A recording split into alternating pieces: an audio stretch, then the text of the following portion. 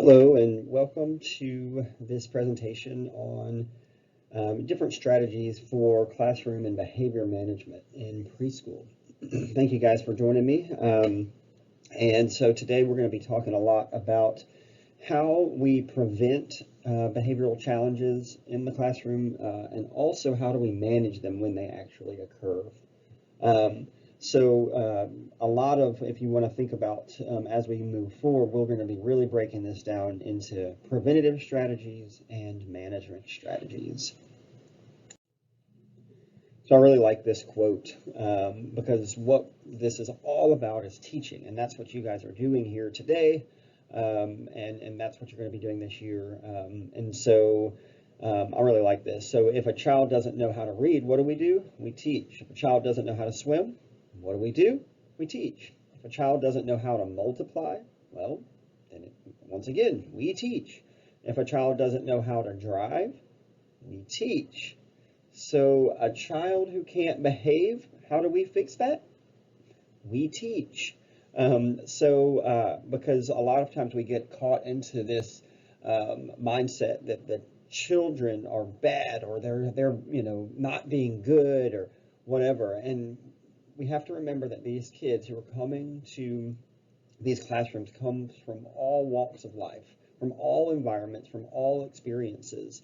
And what I mean by that is that some come from great homes, some come from not so great homes, some have really good models for what is appropriate behavior, and some not so good models. And so if a child doesn't understand how to behave in a certain situation, it's not that they're bad. It's not that there's something wrong with them. They have learned how to behave that way. So we can teach them how to behave more appropriately to improve their chances of learning, improve their behavior, and whatnot. So I really like this pyramid model. I've shown this before in previous presentations, but I really do like this model. I'm a very visual learner, and so I hope you find this as helpful as I do. This pyramid model is a conceptual framework of evidence-based practices promoting young children's healthy social and emotional development.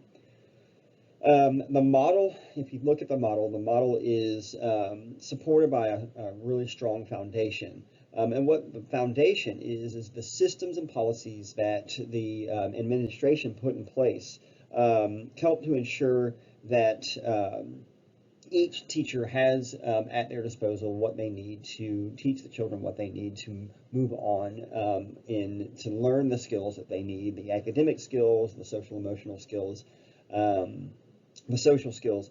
And so the foundation is basically the policies that drive all of the education that occurs in Head Start.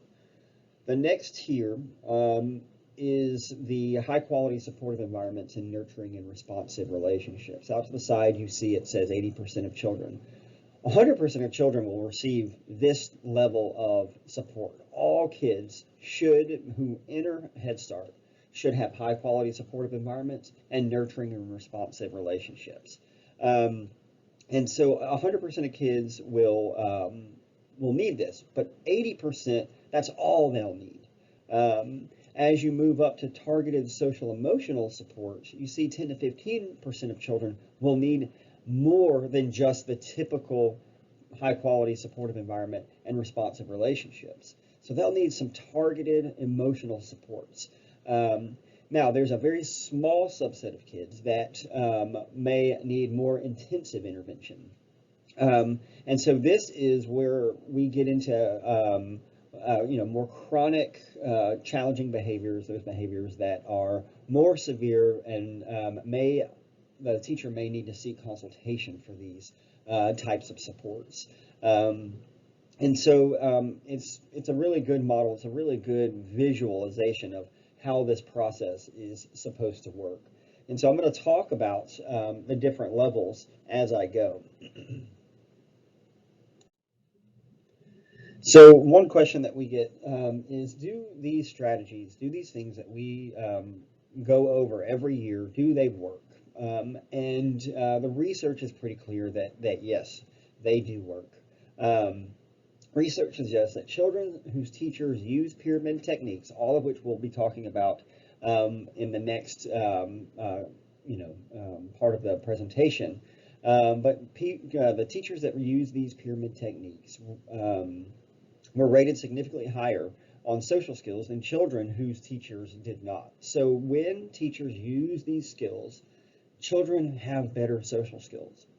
But even more importantly, that children who had difficulties in behaviors, when they started this research, they had some kids that had some more challenging behaviors at the beginning of school. So when they engaged in these pyramid type techniques, children who had these difficulties had noteworthy reductions in problematic behavior as rated by the teachers in comparison to those teachers who did not use these specific techniques. So yes, the research is pretty clear. Using these techniques can work. Now, are they going to work in every situation?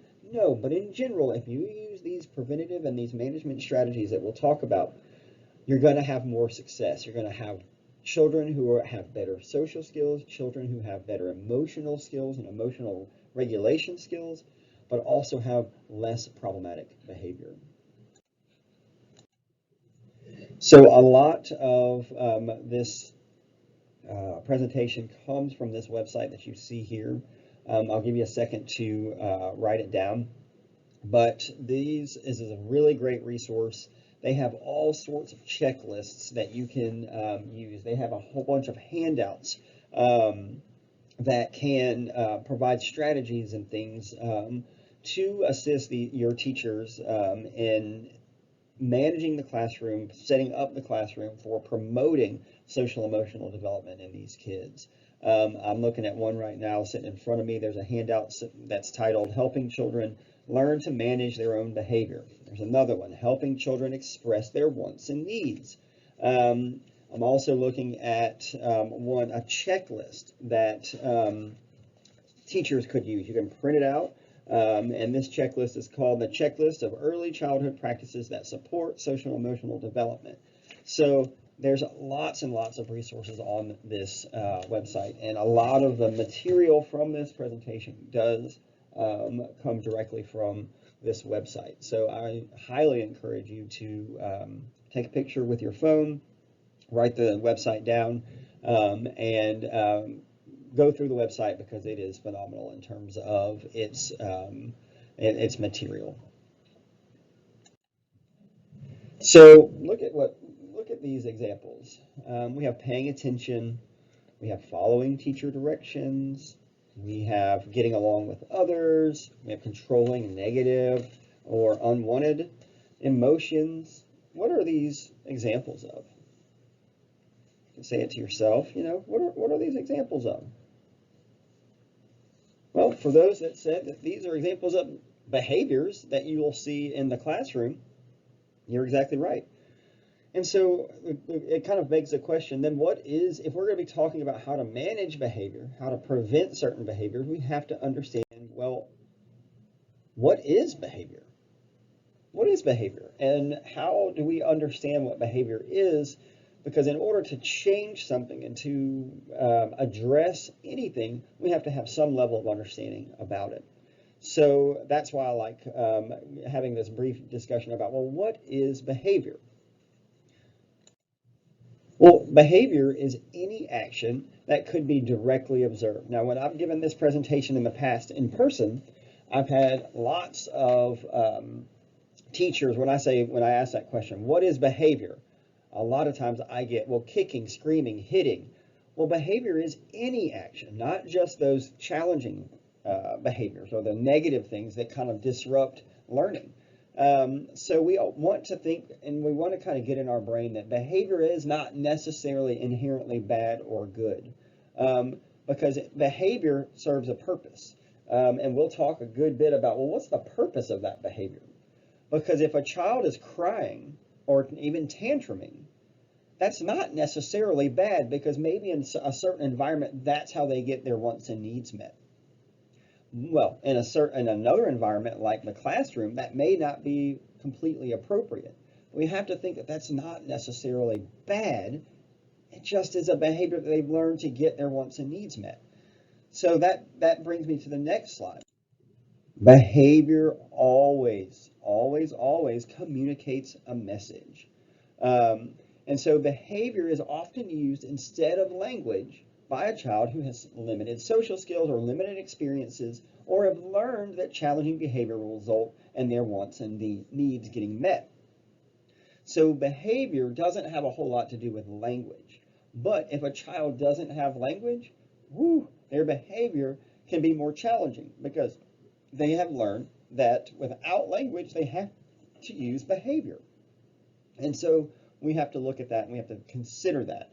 And there you'll have a presentation on including children with special needs. You're going to have a child that may be developmentally delayed in some way. And so understanding that these techniques that we're going to go over are all designed not with language in mind. Because they can be used on children with developmental delays, but they can also be used with children who are typically developing. So if we have behavior, well then what does it mean to have challenging behavior? Challenging behavior is any repeated pattern of behavior that interferes with learning or prevents the child from engaging in pro-social interactions with peers and adults. Another way to think about challenging behavior, what oftentimes is associated with challenging behavior is emotion. Rarely is a child tantruming or crying without an underlying emotion. So it's also a way to understand challenging behavior is also having to do with how we regulate or how the child regulates their emotions. So any challenging behavior is a repeated pattern. One time is not considered necessarily challenging. Especially if the child learns, oh, that behavior is not appropriate and changes their behavior. But this is any repeated pattern of behavior that interferes with learning or interferes with engagement in pro-social interactions. Behaviors that are not responsive to the use of developmentally appropriate guidance oftentimes can be lumped into this idea of challenging behaviors. Prolonged tantrums would be an example. Physical or verbal aggression, disruptive vocal or motor behavior, so screaming, certainly property destruction, non-compliance. These kinds of things can be significantly disruptive in the classroom, but more importantly, it interferes with learning. If a child is engaging this constantly throughout the day, these behaviors impact their ability to be present and to learn. So what I want to do is I want to watch this video. There is two little sections on this video. And the first is one that a child becomes aggressive during a play activity. But the second one is the one I want to really focus on.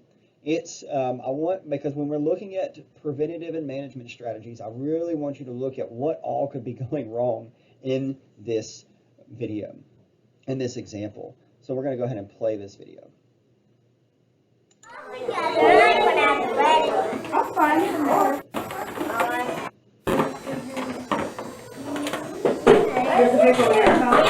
Look, I bring you a ladder. Wow, that's a trap. No, it's not a trap. It's called a ladder. You're okay. No, they are not hats. They're Bluetooth. Shelby, go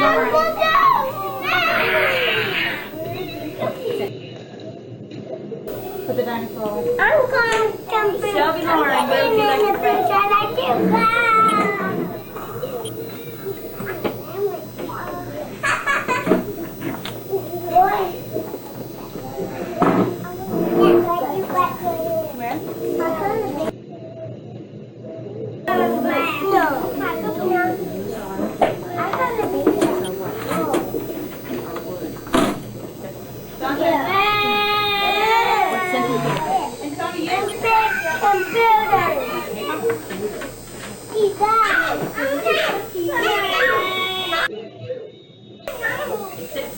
On your bottom, on your bottom, on your bottom, on your bottom.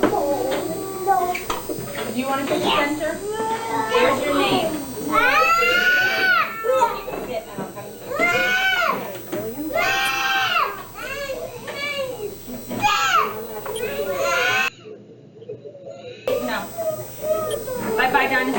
diamond blocks while you're teaching. Let's go. Let's go. I'm going to put it, do not hit me. I'll diamond blocks.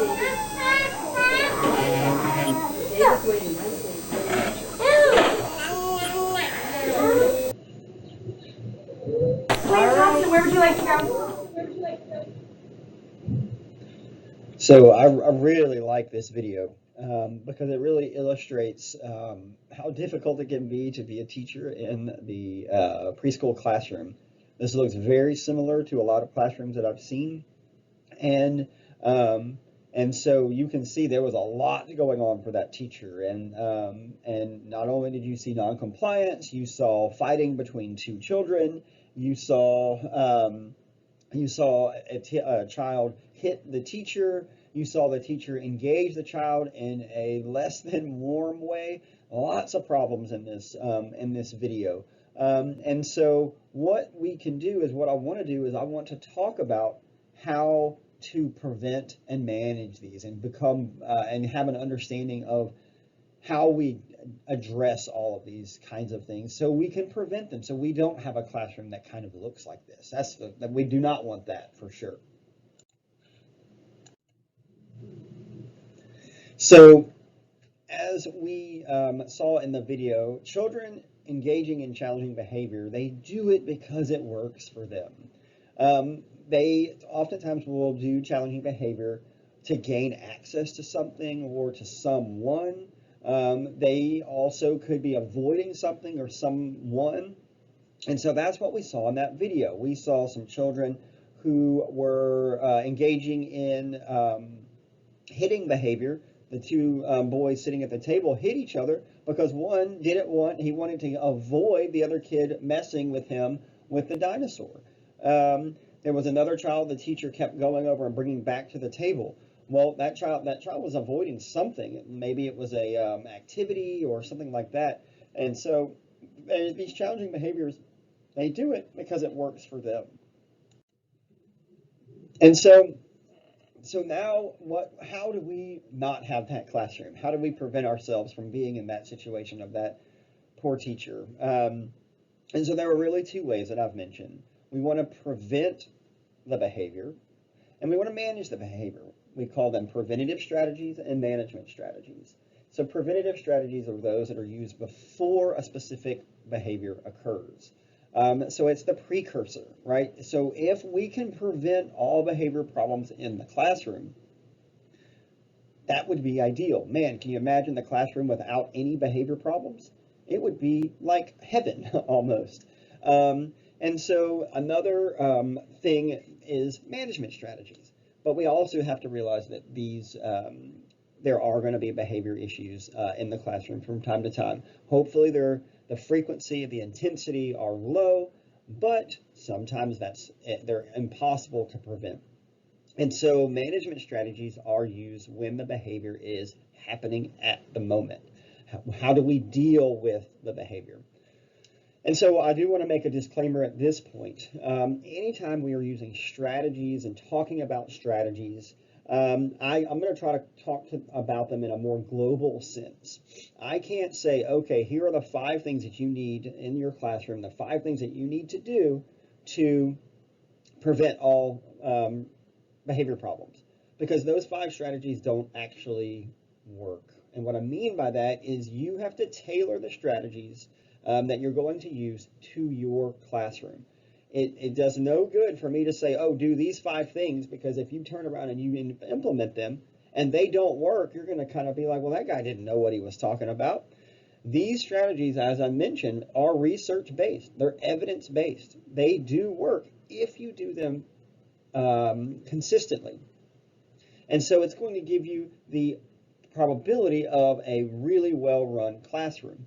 But one specific strategy may not work for one specific child. And so we have to understand that these strategies are more broad, and if we do multiple strategies at once, it gives us the best opportunity to teach these kids the information that they need, to teach them both academic skills, but also social emotional skills. So that's why I pointed you to that website, because it has strategy after strategy after strategy But like I said, this presentation is going to be really more broad in how these different activities that you can do will help reduce the number, frequency, intensity of problematic behavior in the classroom. I want to mention the pyramid one last time, because if you really think about preventative and management strategies, they fall within the pyramid. Typically, if the reason why we have policies and procedures from administration is that they have shown to prevent problematic behaviors in the classroom. But if we also use high quality supportive environments and nurturing responsive relationships, those are part of the preventative strategies. The management strategies are more targeted social emotional supports, that third tier. And then the final tier, of course, is the intensive interventions, those that you'll have to seek outside help to develop. And that top tier is really for, 5% of the kids that you'll have in your classroom that may have more chronic challenging behaviors. So preventative and management strategies can be overlaid on this pyramid. Okay, so some preventative strategies. High quality supportive environments is one way to prevent, to create the environment in the classroom that promotes social emotional learning, social learning, peer interaction, but also learning that your teacher, as a child, the teacher is someone who is warm and supportive. So high quality supportive environments can go a long way to prevent challenging behaviors in the classroom. So too can nurturing and supportive relationships. So let's get into what these look like. So classroom design is something that can be really utilized on the front end as you're setting up your classroom in the next week or two. As you're setting up your classroom, designing effective classroom environments can include things like the actual physical arrangement. So for example, we want the kids to be able to easily move around the classroom. And so if things are too tight and they can't move, that may, and if maybe their kids now are too, packed in, well, I mean, then maybe we can rearrange some of the structures in the classroom to give them a little bit more space. And so these physical arrangement of the classroom can help increase appropriate behaviors, especially as engagement. And we'll see that in a little bit, how engaging activities can really reduce any probability of challenging behaviors. So, the classroom design, like not only the specific structure and the physical arrangement, but also the actual activities that you're doing. So how does circle time go? The free play, how does centers go? How you design those things and those transitions from one activity to another is part of this idea of classroom design. Because, if we have we'll talk about transitions in a little bit. But designing effective classroom environments also includes structuring interpersonal climate. When I've done observations in the past, you can tell there is a kind of climate or feeling you get when you walk into a classroom. And the ones that are more structured and organized, have really good physical arrangements, have really good structured activities for the kids to do, and there is this air about this climate in the classroom that's welcoming and inviting. But then I've been in classrooms that weren't as organized, didn't have very good classroom designs. Transitions were less than ideal, and the climate was a little bit more icky or difficult to sit in. The volume of the classroom was extremely loud. And I do understand that we're talking about, preschoolers. They're gonna be loud. But there's a one sense of being really loud, and then there's one sense of being really loud, but then not engaged in learning. And so classroom design can be really, really helpful, because what classroom design does, especially if you're talking about the physical arrangement, is it can provide clear boundaries for physical movement, but also boundaries for specific activities and transitions. So let's take a look at some of those. So this slide kind of tells you and shows you how boundaries can work, right? So we have some, on the left there, we have dots on the floor. Man, visual cues really help children. Visual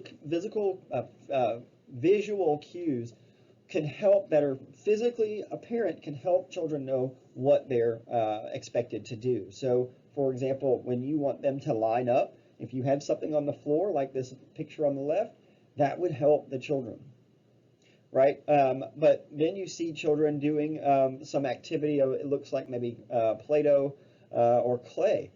Well, look, they're not just doing it on the table, they're doing it on a tray, which creates a boundary, and boundaries are really important for kids. Then we have these two kids, maybe there's a third one back there, yep, who are playing, it looks maybe during center time, and they're playing with the blocks and things, and there's tape on the ground. Nope, these blocks stay here, these blocks stay here. We want the children to kind of do their own play and have the freedom to do these things, but boundaries and these kinds of things can really help. Same thing with circle time, right? In the third or fourth picture on the right, you can see there are little mats. Maybe you don't have mats like that, but these boundaries can really help the child. And you can put tape on the floor, so a child knows from the day one, this is their spot. This is where they're supposed to be on during circle time. So boundaries can be very helpful to structure the environment for positive social interactions and can really help promote learning. So promoting engagement, I mentioned that a minute ago. So when we have a good classroom design, that allows the teacher to then be better at engaging the children. So the environment, the physical space needs to be appropriate, but then it's also about the activities. If a child loses interest in an activity, then the likelihood that a challenging behavior will occur goes up. So it's more likely that a challenging behavior will occur when the child isn't interested in what they're doing. So when you see that a child is losing interest, we want to prevent any kind of challenging behavior. So then we kind of re-engage them in the behavior, show them how to manipulate it, because it may be that the child just doesn't understand what they're supposed to do. It may not be the actual activity, it may be their skills, their abilities are preventing them from it being engaged. So, and we're talking about really young children. So sometimes they're going to lose interest. And so anything that you can do to actively promote engagement in an activity, engagement in interaction with others is going to help reduce the likelihood of a challenging behavior. So the more positive comments that we make, describe what we're supposed to be doing during the activity, is going to help engage the child. Because if a child is engaged in an activity and enjoying it, and getting feedback from the teacher, they're going to be less likely to engage in problematic behavior. So let's watch this video. This is a really good example of how we can engage children. I was thinking we could have a drama party or a slumber party. Oh, that sounds like fun. I used to have those when I was little. What? Pajama parties. You? Yeah, we'd have pizza and stuff, you know. We used to have pizza. I had pizza at The center? Yep. Is it from the pizza place or does the lady make it? The lady make it. We was watching SpongeBob movie. Yeah? Yeah. I didn't see that. How is it? Great. It's Yeah. brilliant. Can you tell me about the story? Because I don't know anything about it, because I don't have little kids at home to watch. You all have to tell me what's going on. Well, I'll tell you about the stuff eating. Okay, go and ahead. Toys. What happened? They are copying by the house area, and the block area, and the computer and writing area, and We don't have art now, remember? That's our studio. Is that the after-school place you go to? yeah, and they got sand But and they caught me the doors we got. but who's in the school? This class. Why? Because I like it when Janelle was there and Rita and Miss Ellie. Okay. So what do you do there? What do you do there? Well, I can the stuff they got. What do they got? They got red, blue, green, and some more planks and bowls. Yeah? And the same cups. Yeah. Oh, so they don't use paper when they eat? They have regular cups and stuff? Huh? For the house here. Oh, they have the same ones as us? Yup. So you can see that the teacher is very much engaged in conversation with this child. But not only is she engaged in a conversation and just asking questions, she is almost overdoing it, but she's making eye contact. Her facial expressions as the child is talking are animated, and so it's showing that the teacher is interested in what the child is doing. So if the child, and it's not even, I don't even know what they're doing. They're making, it looks like spider webs or something, but it's not even really about the activity that they're doing. It's engaging the child in interaction, and the more interactions and supportive, as we'll see, the more supportive interactions that the child has, the more learning that can occur. But this teacher is on the child's level, engaging her in conversations, asking, probing questions, not just, what are you doing? What color is that? But really asking her questions that develop her language, develop her understanding, and so this teacher does a really good job of that.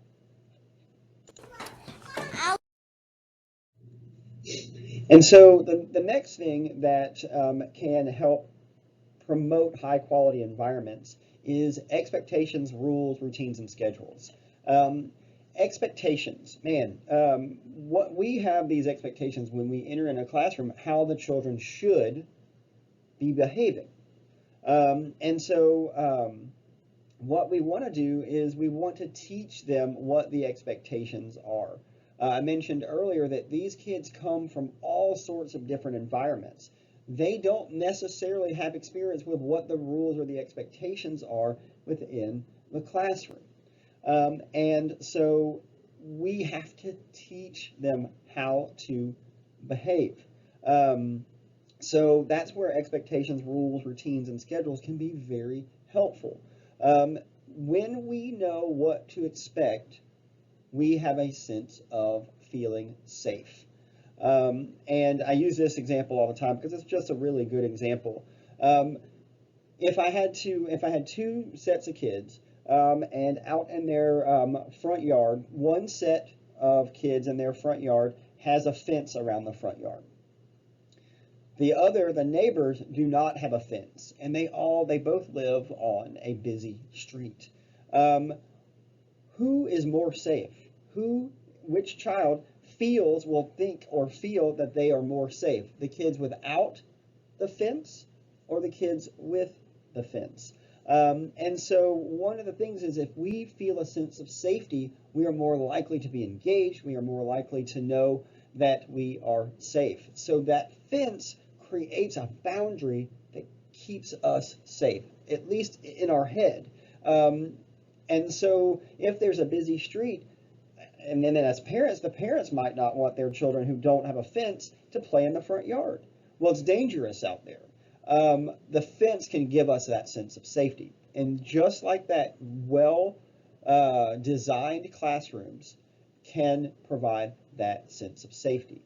Because we also know if the child knows what to expect at any given time, their feelings of distress or anxiety can be reduced. So knowing what to expect is very helpful. We all have experienced that when we go into a situation that we're not sure what's about to happen or how it's going to go, our anxiety level can be raised and we feel less safe. So if we can provide that sense of safety for the kids, we can it goes a long way to preventing problematic behaviors. So expectations are just general ways that we want the children to act. They're not necessarily rules. We'll talk about rules in a minute. But they apply to children, they apply to adults. We always forget, oh, the rules are for the kids. No. The rules that we build are also for the teacher. And the teacher has expectations of how the children should behave. And the administration has expectations on how the teachers are supposed to behave. And so examples of expectations that might be when we enter into a classroom are being respectful, being safe, being a team player or a good friend, being polite, responsible, honest, friendly, peaceful. All of these things are positive experiences and positive expectations that we may have as we enter into a classroom. And so rules allow the children to meet those expectations that we set in the classroom. So rules are those things that we post and we physically say out loud, or we physically post on the wall, or we say out loud, that are how we expect the children to behave in the classroom. So these rules help children make and meet the expectations in the classroom. And when you're building rules for your class, a couple of things to remember. One, you should only make 3 to 5 rules. So they should be relatively simple and few in number. They should be worded positively. And what that means is that we don't want to say no running, right? We don't want to say no hitting. No is a negative, right? With something that we don't want them to do.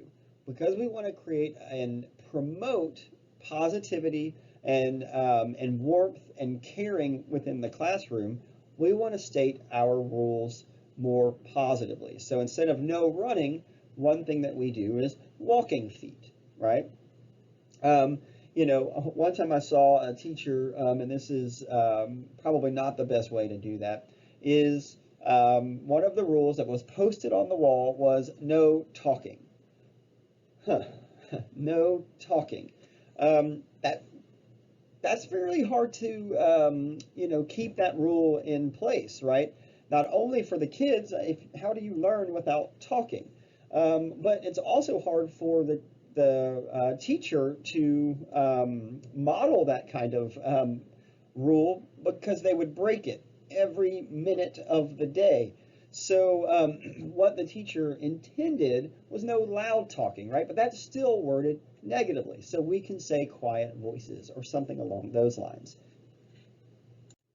So it's really important for the teachers to also model whatever rules and expectations are set up in the classroom.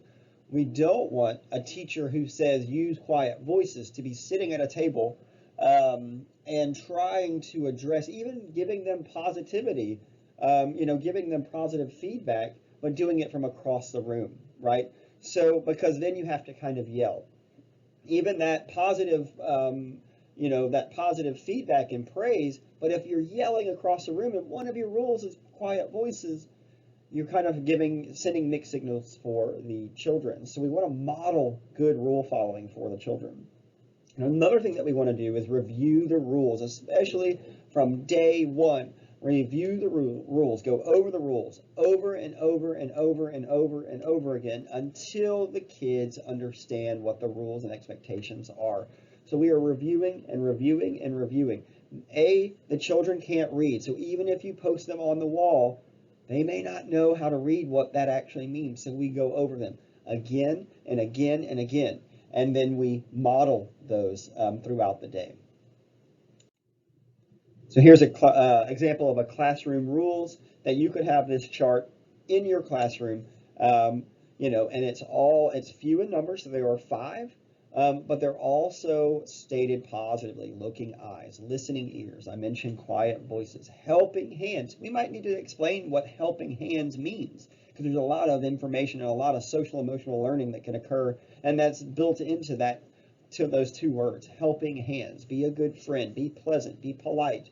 Walking feet I mentioned. So these are a really good example of different rules that you can set up in the classroom. And again, these rules are designed to keep the children safe, engage them, and can prevent problematic behavior in the classroom.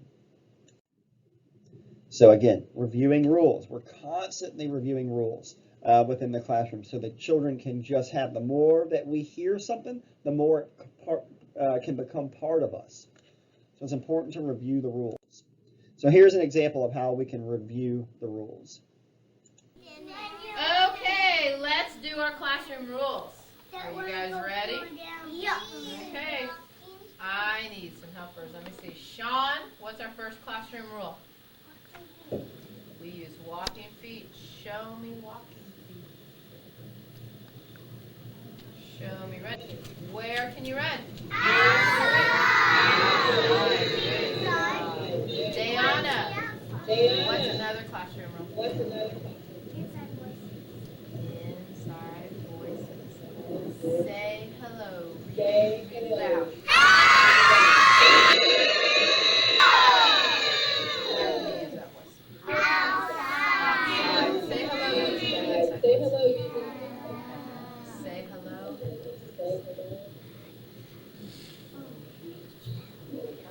Deja, what's another classroom?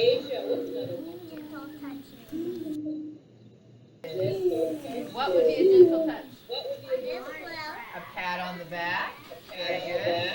How about a shaking the hand? Say good morning. Good morning. Or a hug. That's right. Good job.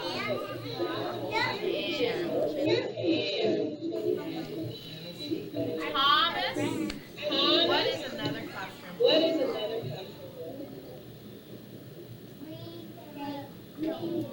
We take turns. Jacob, why do we take turns? Other people might want to share. And everybody play in the library at the same time? They can't fit. Can everybody play on the computer at the same time?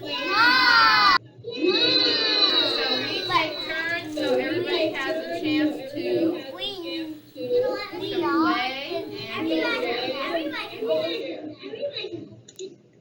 So this teacher is doing a really good job of not only reviewing the rules, what are the rules, right?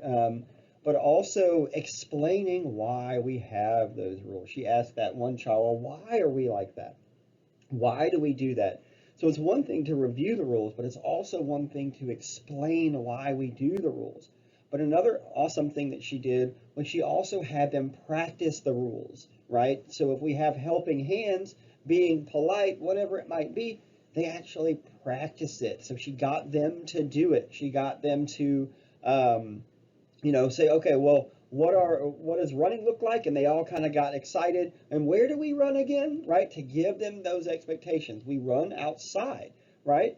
Because it's okay to run, right? Because if we said no running as a rule, well, that would be problematic in two ways. One is it's stated negatively, but also there are times when we want the kids to run outside, though. So she clarifies what those expectations and those rules are.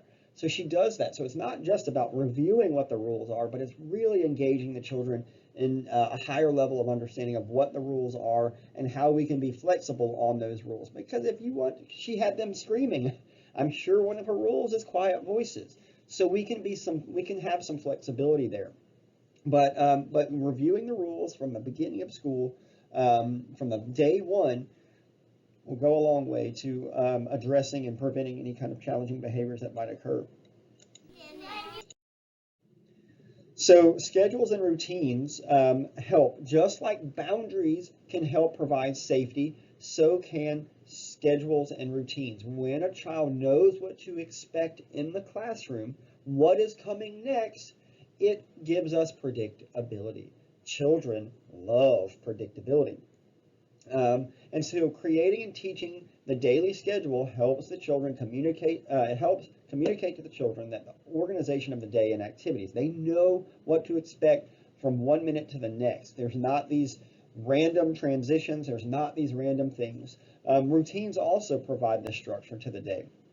So routines might be songs or rhymes or games or some sort of movement activity that we're doing that can foster communication. It can foster interaction and kind of community with the other kids and the teachers. But it can also help remind children of what the behavioral expectations are. So schedules will post on the wall, but routines are those things like brushing teeth. How do we do that? In that one routine, we may have a time for brushing teeth. That's the schedule, but the routine itself is the routine of brushing teeth. So there's a step 1, a step 2, a step 3. We're teaching these things. And we're singing songs, or we have a rhyme, or we have some sort of way to communicate that. And all of these things, the reason why we have these routines is to provide expectation and predictability, but also it can, if you do it really well, it can help prevent problematic behavior. Now let's take a look at how a routine, reviewing the schedule will assist and how that might look in the classroom. Okay, have we arrived at school today? Yes. Have we done meet and greet? Yes. Have we done morning circle? No. We're going to do morning circle, we're going to do centers, and then what's this one? Clean up. Clean up, and what's this? Rainy. Rainy. We're going to do a rainy fun time activity inside the classroom. And then, this is a surprise because it's a rainy day, so we're going to do a surprise. So she's just going over going over the schedule to help structure the day. Because if they know what's coming after, and we get into this good routine of after we come in and we hang our backpack up and we sit down for breakfast, and then after breakfast we move to the carpet to do circle time, and we do all of our activities during circle time, and then we transition to center time. If these happen consistently and they're constantly reviewed, that can go a long way to organizing that classroom, and the classroom will run more smoothly.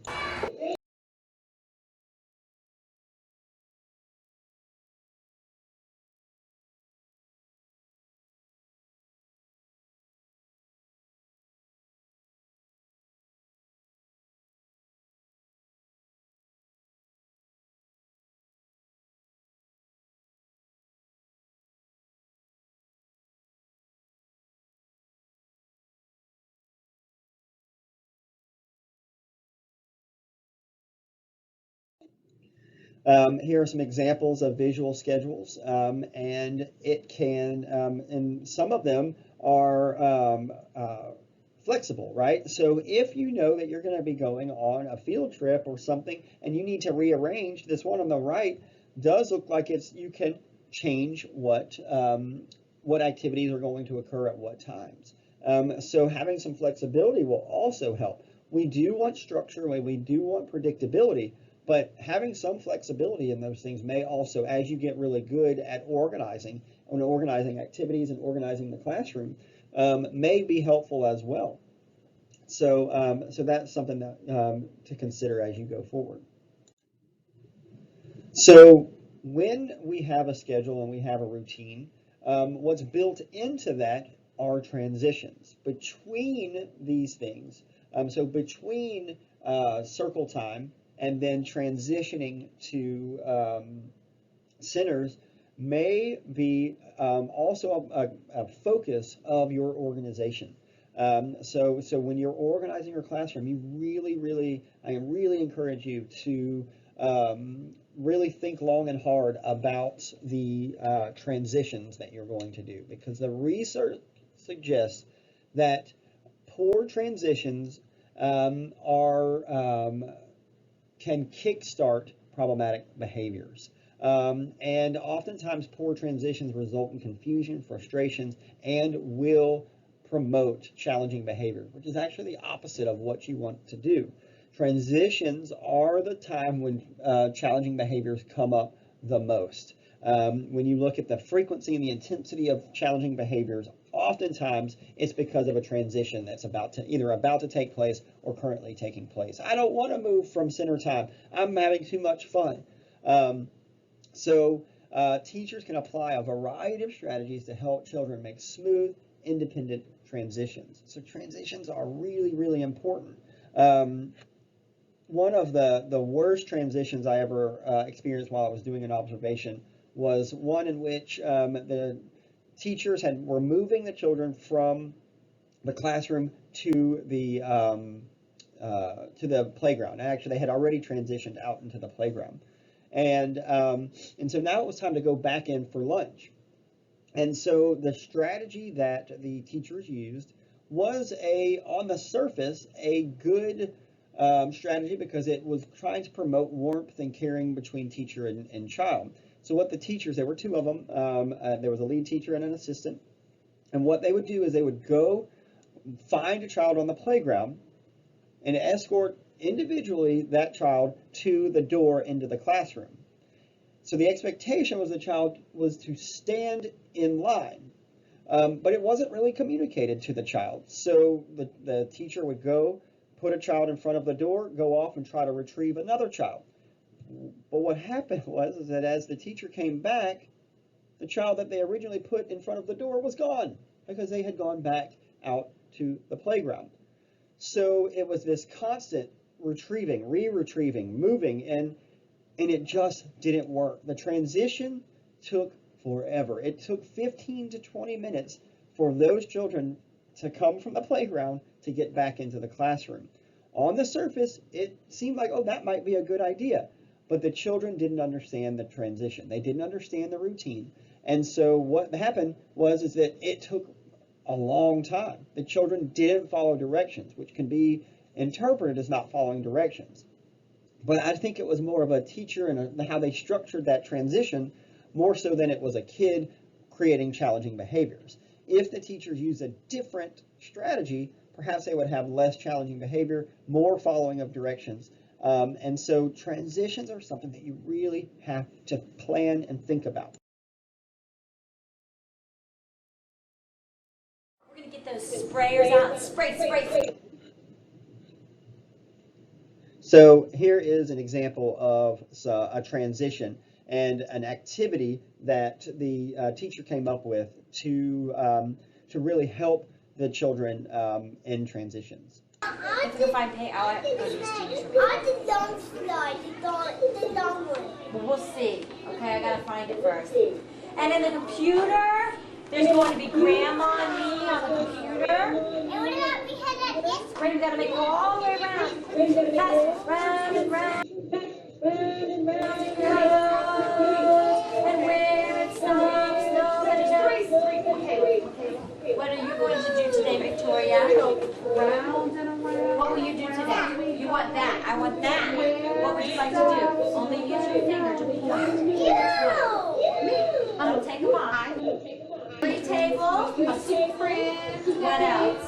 And a snack. And computer. And one more. And I'm going to be Science Center. Science Center. Good girl. Give me five. Give me five, Darian. So she uses this hula hoop to help with transitions. Now this is a small set of kids, and so that might not work for larger sets of kids. But strategies like that, I loved it. She moved it around and the kids were engaged. There was a little piece of red tape on there, and when it got to that child, it was their turn to choose what center. So it was an organized approach to transitioning from one activity to another. Here's another example of how we can transition from one activity to another, and perhaps in a larger group. Slow. That's fast? Oh, how do we move slow? This. Please follow Miss Karen. And we're going to move very slowly, like butterflies. Just like that. Yes, we're going to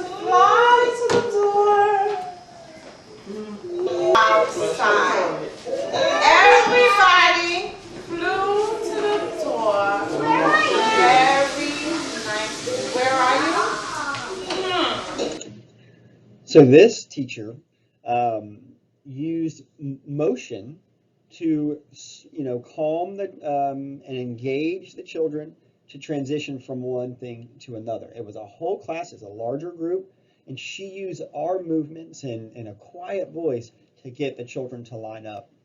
And so it was a really good way to engage the children and to let them know that, and to help them transition. So some tips on transitions. What we want to do is we want to provide whole class warnings before a transition happens. So if the children are at center time, we want to let them know, okay, guys, you have 5 minutes before we have to go and put up our things, or even 5 minutes before we have to move centers. If you want to build in that structure where they don't stay in one center the whole time. So providing whole class warnings prior to a transition can help. Develop transition games, songs, or other kinds of things to ensure all children are actively engaged in the transition. So we have to actively do that. So like this teacher used her arms to fly like a bird very slowly. She changed her tone of voice. All of these things can help with that. But you may have to teach the steps and expectations for transitions early on in the school year. And you can provide positive and specific feedback to children who transition appropriately. And then if necessary, provide individual prompts like verbal cues or visual cues to children who may have difficulty during transitioning. But we want to actively engage as many, hopefully all students in the transition, even though they may be waiting. And if we can keep waiting times to a minimum, you're going to have more success in the transitions. So the quicker the transition and the more smoothly the transition goes, less challenging behavior. So that kind of ends that part about high quality environments. Next, we'll move on to responsive and supportive teachers.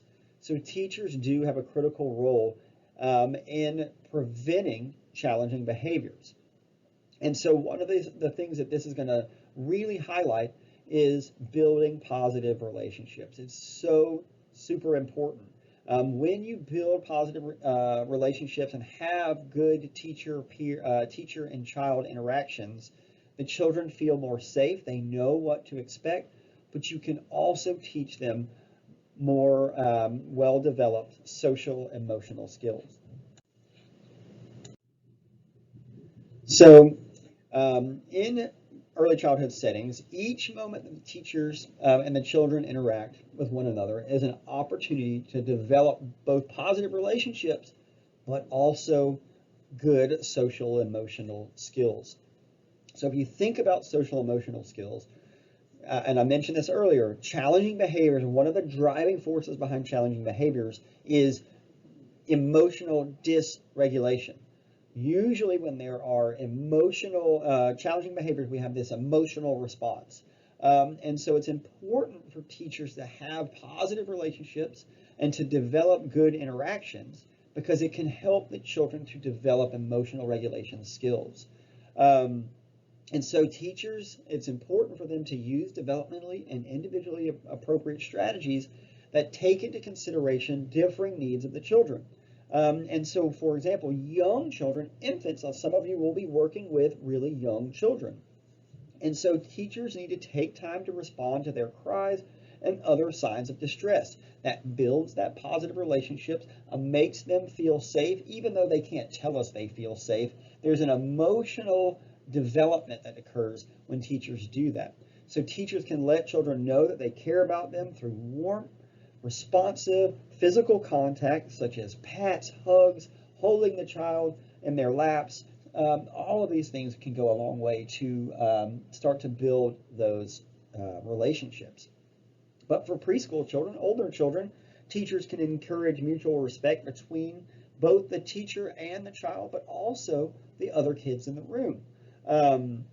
So for example, if a child is speaking, just like in the video that we saw, the teacher waited for the child to finish what she was saying to then respond, right? So if we wait until a child finishes asking questions before answering them, even though we probably know what the answer is, then we can encourage the children. That encourages them to listen to others without interrupting. So we're just modeling these kinds of behaviors. When we model these kinds of behaviors, they have more success. So here's an example of how we can do it with even young kids, and we develop these positive interactions and positive relationships. Oh, get it. Oh, it's hard. It's hard when you're tired.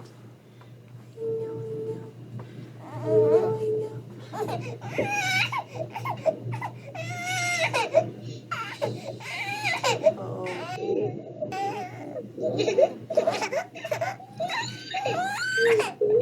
baby. Oh. It's rough. Big day. It's been a big day.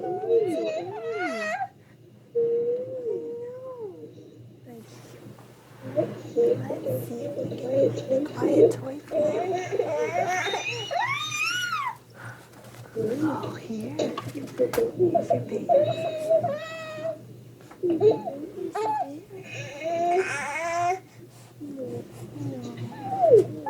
We're just getting tired. So we see in this video that the child is getting kind of fussy, and so the teacher is providing warm, supportive speech. She's gently handling the baby, right? So that it's not like she's, real aggressive or come on, just be quiet and trying to bounce the child so the child will stop crying. But she's also speaking with, oh, it's okay, using very soft language, addressing the child. That infant probably doesn't understand what she's saying or anything like that, but it's more about the emotional connection that she's trying to communicate. Let's watch another one, a little bit older child, and watch how the teacher interacts with her. Who is that? Who is that baby? Oh, want to kiss Ashlyn again? Oh, okay. Okay, you can kiss Ashlyn.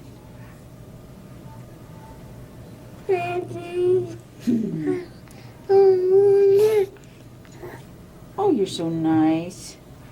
Kissing the baby. What? What is it? Whose face is it? Where's Ashlyn's eyes? Where's Ashlyn's eyes?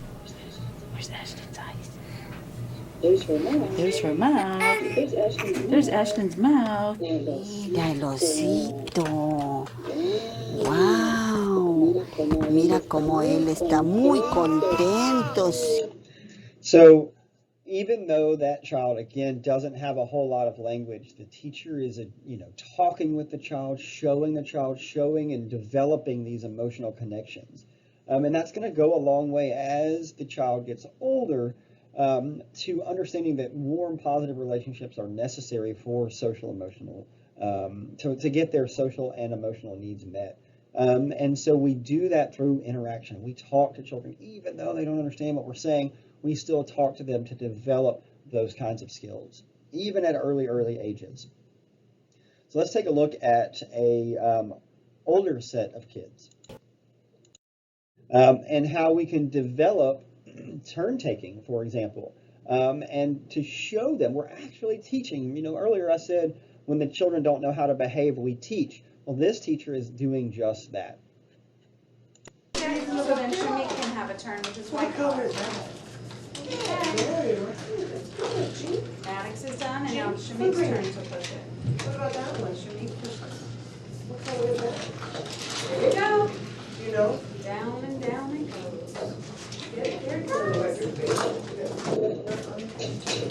Now it's Maddox's turn. Whose turn is it?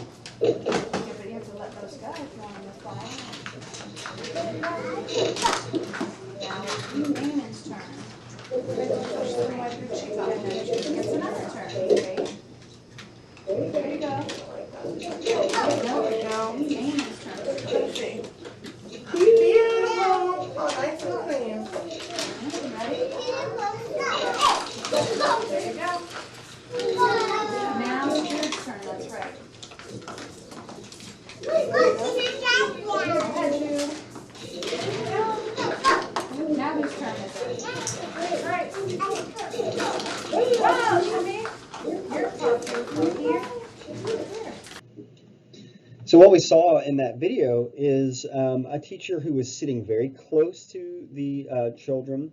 She's talking to them in a warm, positive way, and she's giving them instruction. Okay, here's how we take turns. Let me show you. Is it your turn? Is it your turn? At one point, the two boys in the back, can you imagine 4 boys in the same area without a lot of yelling and fighting? It's partially because of the expectations and the warmth that the teacher has communicated, I'm sure.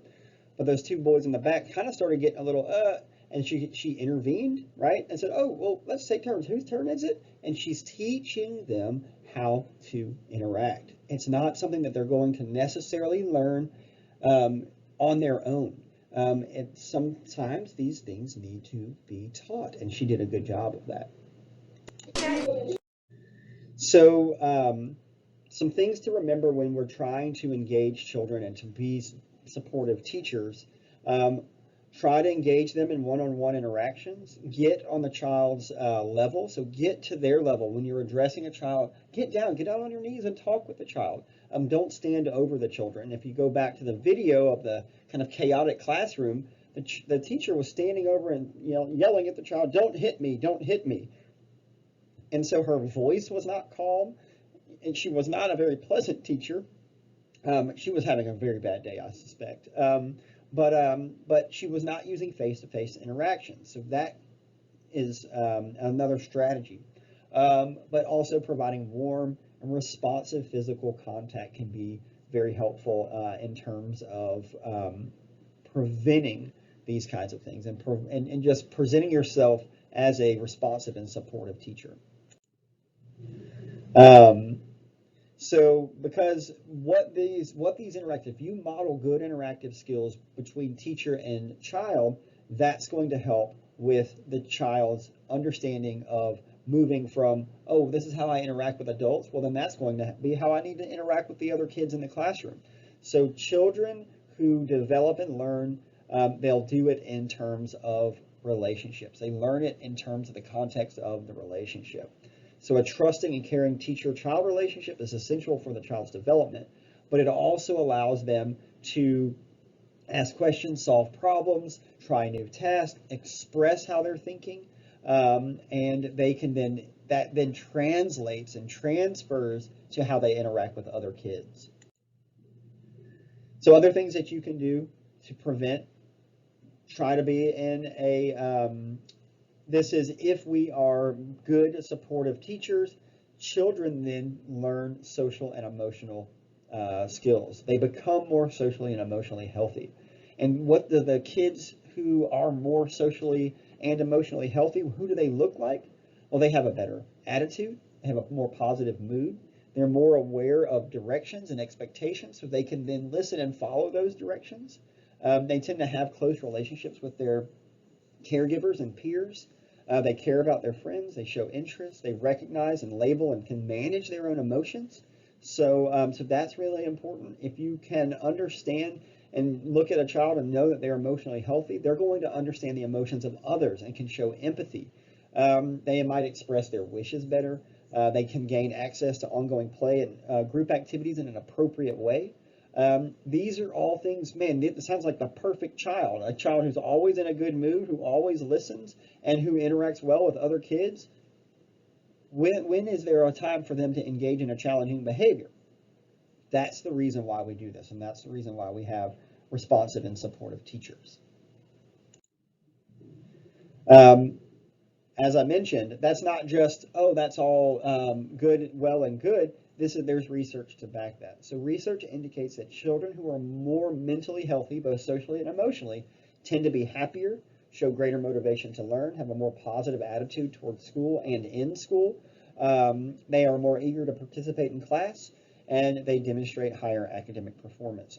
Oh man, again, that sounds like a perfect child. So if we can really harness some of these strategies, we're going to prevent challenging behavior, but more importantly, we're going to show and assist with the higher academic performance and learning of these kids, which is ultimately why you are a teacher, trying to teach these children. Okay, so I'm going to move on from here. I'm running shorter on time, so I'm going to just kind of skip those. So other ways that we can help children is teaching them problem-solving skills. Just like in that video, the teacher is teaching the children how to interact with each other, teaching them sharing. So engaging children in generating solutions to problems can be very helpful. So we were posting reminders on the wall, reminders showing them how to problem solve can be very helpful. Because problem solving skills, or lack thereof, are a way that creep up or increase the likelihood that a challenging behavior will occur. If a child doesn't know how to solve the problem, that instills anxiety, but it also can lead to a challenging behavior. So let's see how this teacher does that. Milana, there's no spaces available right now. I know. Are you feeling disappointed? Yeah, it's not a choice right now though, because it's all full. Pizza cutter. There's the pizza cutter. What else could you do? What do you want? I know you really want to play that, Milana. I see computers are open and hand tables open. But it's not a choice right now, Milana, because look, it's all full.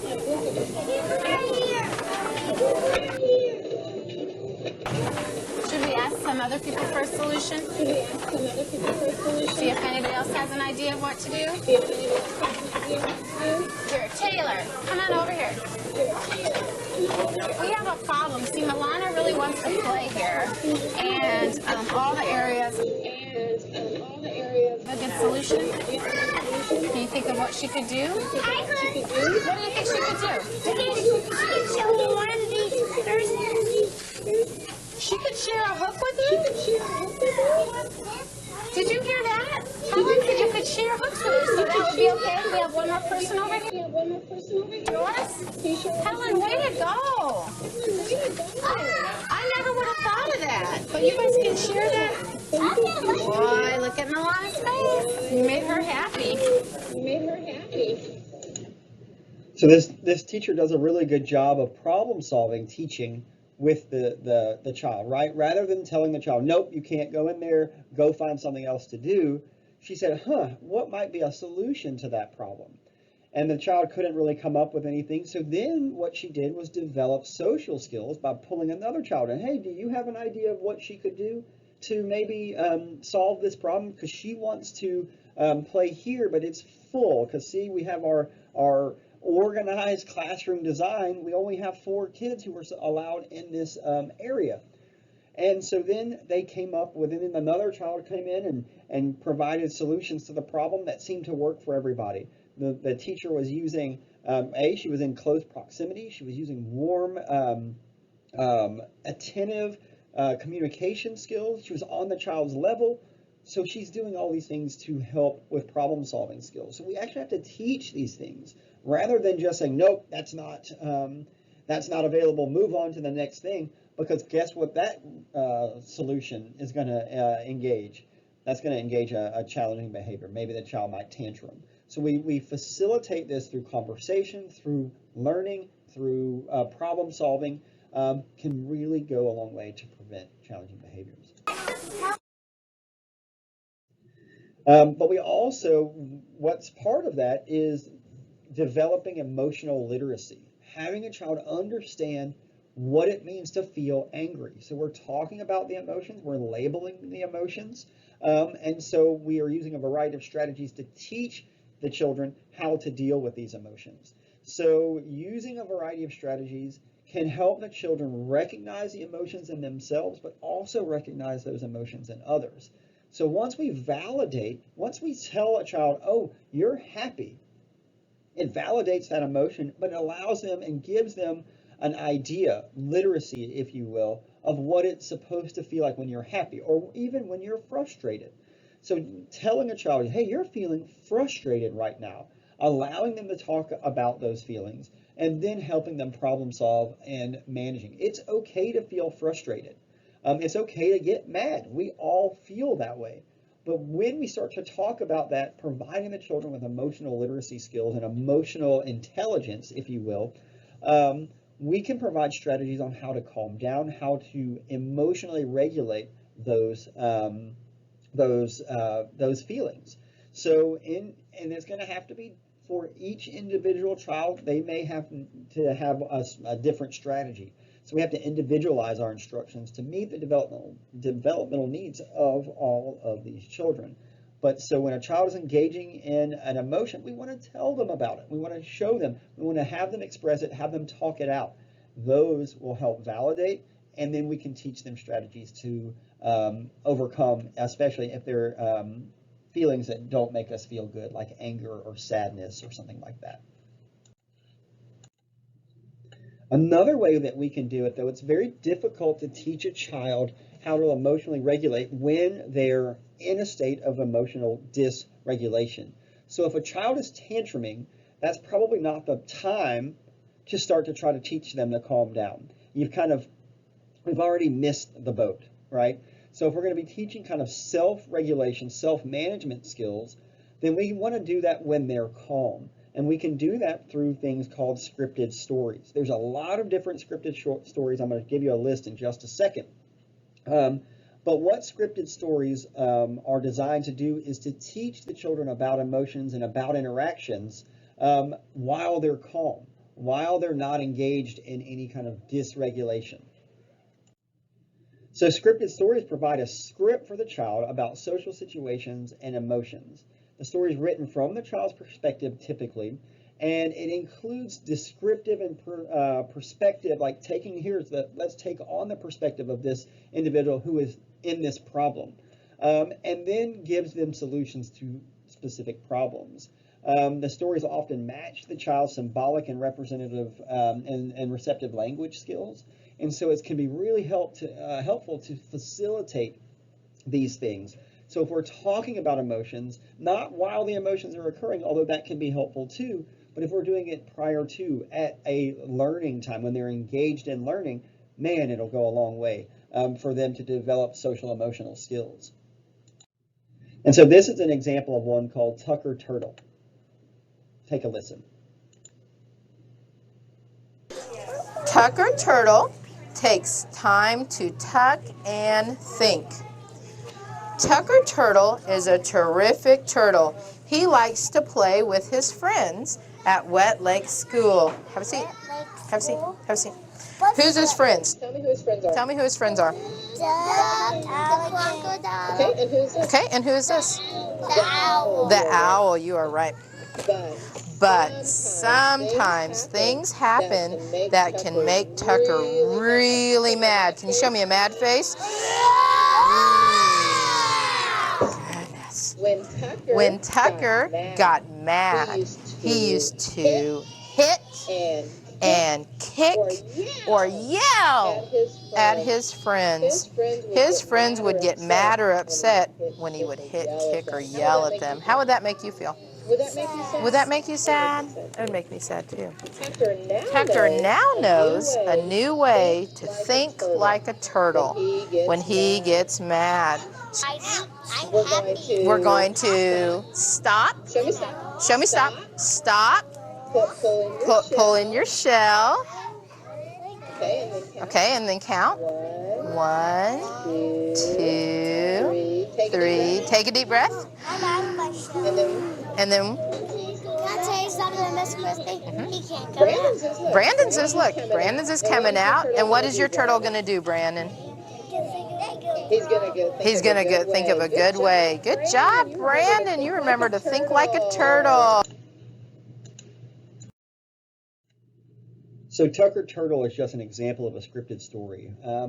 And so it provides the children with almost like a script, right? Like, okay, what am I supposed to do in this situation? There's an A, a B, and a C. There's a beginning and a middle and an ending. And so it teaches them about emotions, but it also teaches them how to deal with those. It's a problem-solving technique. And so if we incorporate this into our classroom, when a child is engaging in or you can kind of see the precursor to a challenging behavior, then you can address it. Oh, what would Tucker Turtle do in this situation? So it can be very helpful. And here is a list of different children's books that can help teach social and emotional skills. So there's websites that have Tucker Turtle. You can, I don't know where you get those finger puppets from, but here are some other ones that you might be able to locate and purchase for your classroom. These can be very helpful to demonstrate what it might feel like to get angry, but then what also are the problem-solving skills to help develop these social, emotional, and regulation skills. Okay, so now we are at a break. So this is the time in the video where the moderators of the presentation may want to push pause on the video, take as long of a break as you would like, and then we can come back and I will finish up with management strategies. Okay, so as I spent most of the time so far talking about preventative strategies, because I think those are to some degree easier to do because it doesn't really have anything to do with the child. It really has more to do with the teacher and setting up a good classroom environment, providing a nurturing a relationship. And so I'm going to talk about management strategy because there are times when preventing behavior just doesn't work, because preventing behavior is our ultimate goal, but we cannot prevent all challenging behavior in the classroom. And so what do we do when a challenging behavior occurs? So that's what we're going to talk about going forward. So as I mentioned at the beginning, there are numerous approaches to addressing challenging behavior in the classroom, and no one single strategy is going to be perfect. And so at times we're going to have to adapt our strategies and adopt different strategies, or maybe even a number of strategies to address a specific concern. And so, so these are some ways of addressing challenging behaviors, but it's not the end-all be-all. So there's generally, if we want to change a behavior that is challenging, that disrupts the child's ability to learn, disrupts the other children's ability to learn, and impacts in a negative way their ability to develop social and emotional skills, then we want to go ahead and target those behaviors and try to change them. And so there's generally 5 steps. We want to define what the behavior actually is, determine the purpose of the behavior. We want to take a look at our environment. Remember, because if we're going to try to prevent it, maybe there's something in the environment that we're not doing that is contributing to the challenging behavior. So is something in the environment, can we make changes to that? And then we want to use appropriate change techniques. And then if necessary, that if we go back to our pyramid, the very top is interventions, really intense interventions. Well, that's where we're going to try to seek consultation. So let's take a look at step number 1. We want to define what the specific behavior is. As I mentioned, we don't want to try to have the perspective that that behavior is bad, the child is bad, and we don't want to list it that way. Oh, they're being bad. Well, what are they doing to be bad? So we have to be specific. We have to use terms like hitting, kicking, crying, screaming. We define the specific behavior that is problematic. And then we want to understand how that behavior is occurring. So what is the behavior, but we also have to understand what the ABCs are. So this is kind of the ABC model of understanding behavior. A stands for antecedent. I like to think of it as a trigger. This is what occurs right before the behavior. And so it might be during instruction, it might be something environmental, it might be something physiological. And so it's the trigger, it's the antecedent, the A. The B is the actual behavior, right? So our response to the antecedent. So B, the behavior. What is the behavior? Is it kicking? Is it hitting? Is it crying? Is it laughing? And so then we have the consequence, right? C, what happens after? So what occurs immediately after that response? Does the child get reinforced? Do they get feedback? So on and so forth. So here are some examples of ABC, right? So the antecedent, a young child may be hungry, so that child may cry. And what's the consequence of that cry? Getting a bottle and getting fed. So the crying is there. It's just a behavior, right? So if I'm late for work, that might be a trigger. So I might engage in a behavior that's dangerous and whatnot, is speeding, right? Now, if I so happen to speed and get caught, then I might receive a ticket. So that might be the consequence of my speeding. Then another consequence might be that I get to work on time. So sometimes in a situation there are both kind of positive outcomes and negative outcomes. And so one that we might see in the classroom is one trigger might be a child sees a toy. A behavior might be that the child takes a toy or hits, just like we saw in that one video where that little boy was grabbing that girl's hair, right? So the child saw the toy, he wanted the toy, so he hits his peer, and then what is the consequence? He gets the toy, the ABC model. And so what happens is how does a behavior continue to happen in the environment? Well, we call that reinforcement. Reinforcement is any stimulus or event that that triggers a response, and then what happens after that response? If what happens after that response increases the likelihood that that behavior will continue, well, then we call that reinforcement. So an example is if a child does well in school and their parents say, okay, if you get an A in this class, you'll get $20, whatever. Well, that $20 acts like a reinforcement because the parents are trying to get them to continue to get A's in school. It's called a token economy. We see this in elementary schools, right? So gold stars. So a child who is every day doing well in terms of their behavior gets a gold star at the end of the day. If they get 5 gold stars at the end of a week, well, then they can pull something out of the treasure box. That's a reinforcement schedule. That we're trying to reinforce positive behaviors. The alternative to reinforcement is punishment.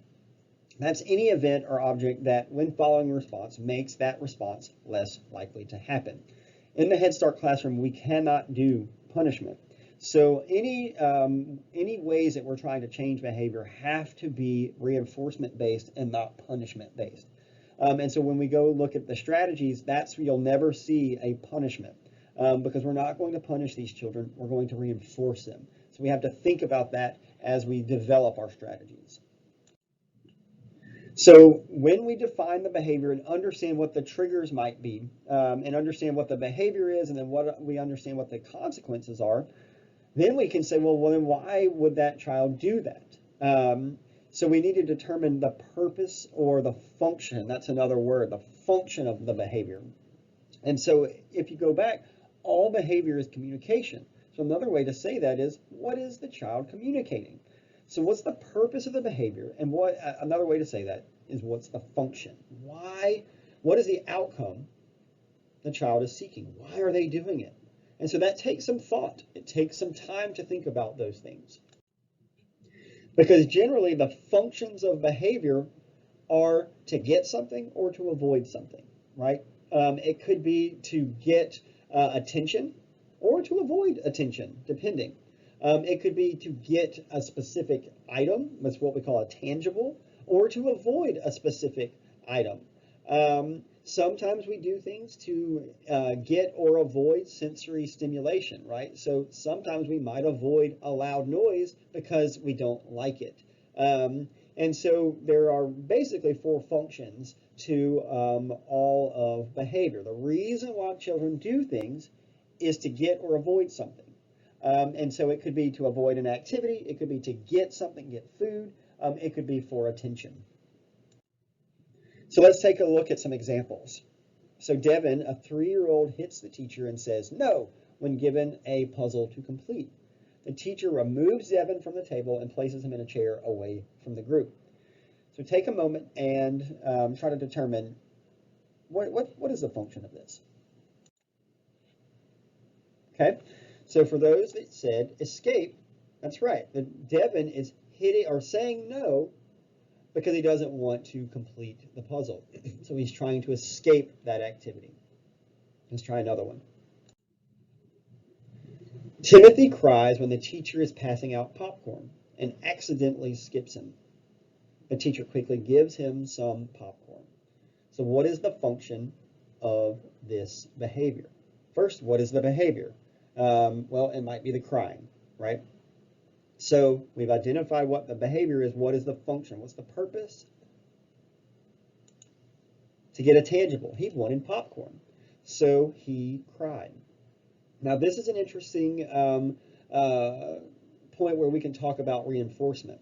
So Timothy cried when the teacher is passing out the popcorn. And so what did the teacher do? Is gave into the crying and gave him popcorn.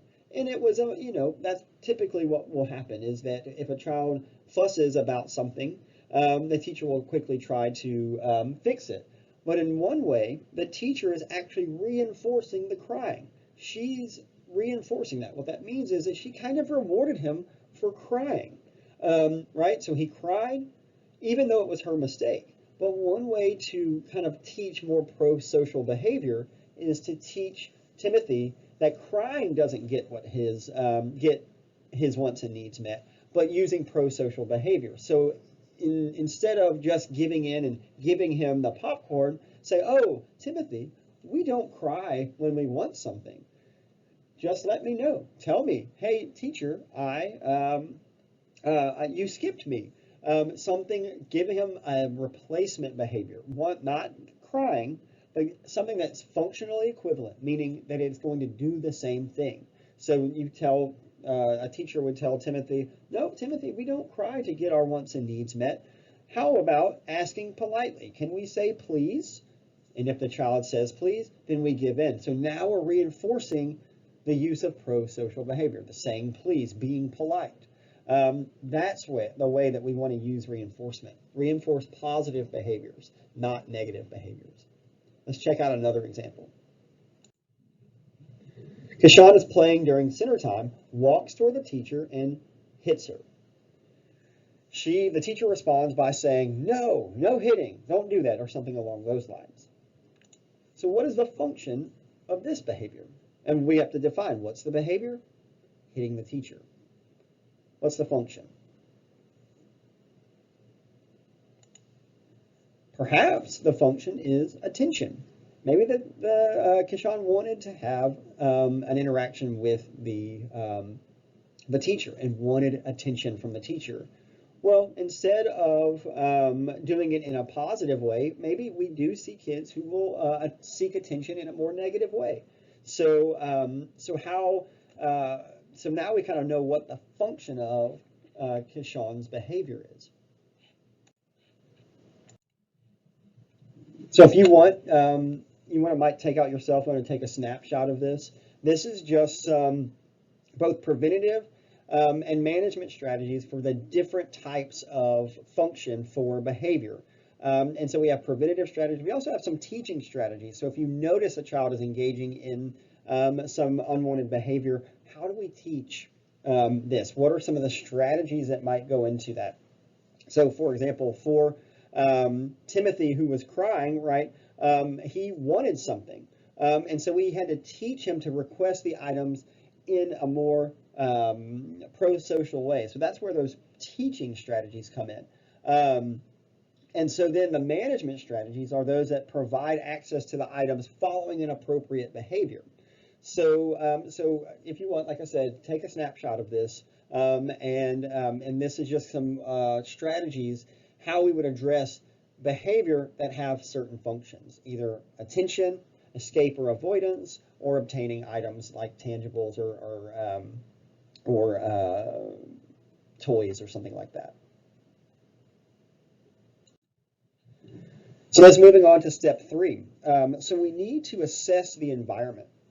And so what we looked at, so if we have already set up a really good environment, so we have really good classroom design, we have a really solid schedule, and we have solid rules that we've, reviewed with the children over and over and over again, sometimes that doesn't always prevent challenging behaviors.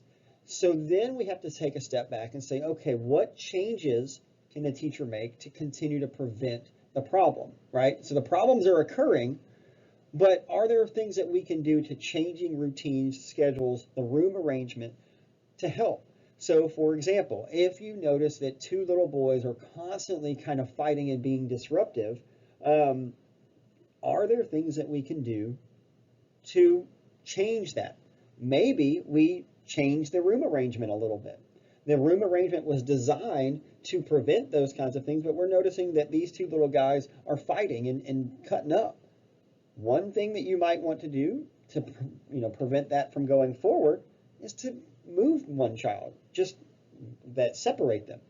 That's how we assess the environment. Is there something in the environment that's causing this to continue? And so once we can make those, maybe there is a scheduling issue. We always have this problem after lunch with a child who is, needs to run around. Is there a way to provide that child? And once we determine what the function of the behavior is, can we help the child to, and by modifying the schedule? Sometimes that will work and sometimes it won't, but that's what we're doing. We have to sit back and think, what is maintaining the behavior in the classroom? And so we can look at changing routines and schedules and room arrangement. But another thing that we can look at are teacher behaviors. So sometimes changing a teacher's behavior can have drastic effects on the child's behavior. And so when we're thinking about changing the environment, well, one of the things that are constant in these classrooms are the teachers, right? And so one of the things that we can do is change our own behavior. And so a teacher has to respond and not react to certain behavioral challenges that occur. The teacher must remain in their own, when it says in control, not in a like I'm the teacher and I'm going to control all the children. No, the teacher has to control themselves, right? And so they have to learn how to control their own reactions and their own experiences with these challenging behaviors.